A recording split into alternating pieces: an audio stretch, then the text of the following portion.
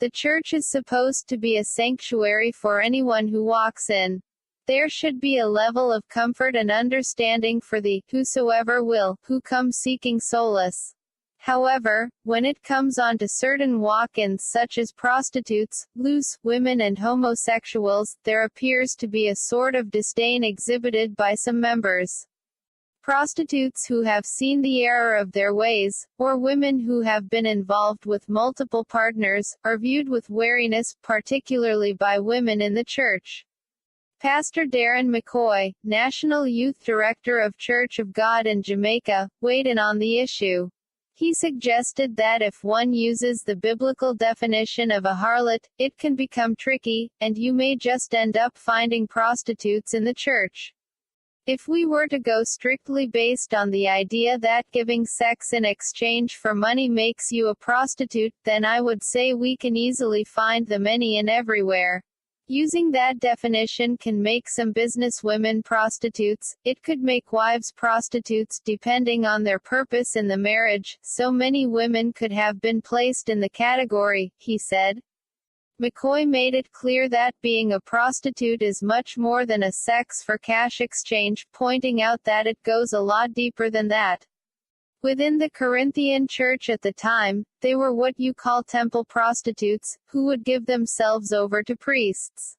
Here we clearly see a purpose, a role, a responsibility, and the definition of them being consecrated for this act would not then necessarily put church women in that category, he shared.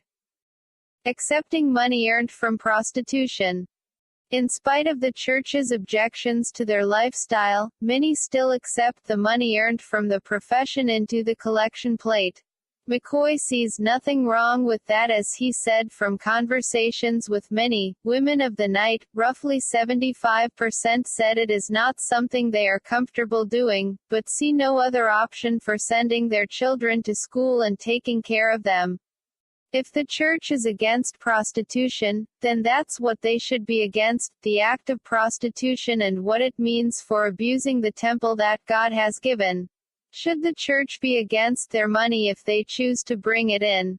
No, McCoy said.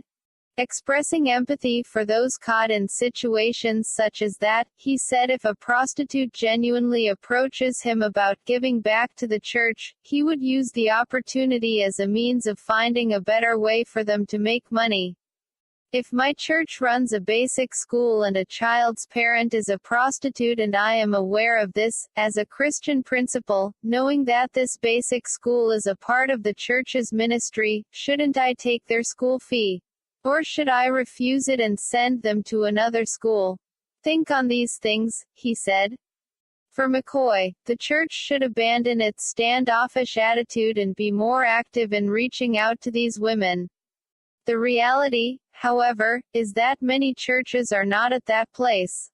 There are a few I know that do engage prostitutes as a part of their ministry, but interestingly, this is in the minority.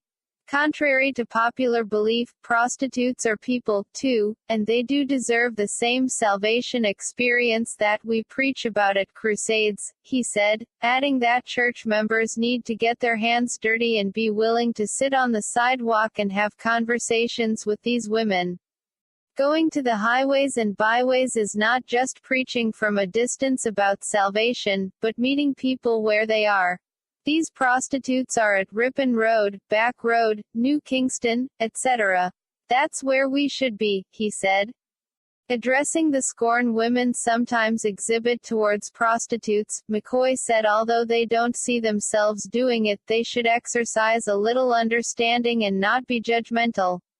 They are not thinking with a Christian mindset, so it is justified, because it does pay the bills, and how dare you as a Christian come to them empty-handed, telling them about Jesus will provide. In their minds, prostitution makes money a lot faster than Jesus does, he said. Another reason McCoy attributes to some Christian women's negative attitudes towards prostitutes is their own secret fear that their spouses could be lured. However, that should not be the case for these simple reasons. You must have confidence in who you are as a wife and what you bring to the table. A wife must be so confident in who she is that she will not be daunted by the idea that their husband can be lured. You must not have a preconceived notion about this woman and who she is, because you don't know her story. As a Christian, we must be willing to extend grace and love before we begin to cast stones, he said. The church is supposed to be a sanctuary for anyone who walks in.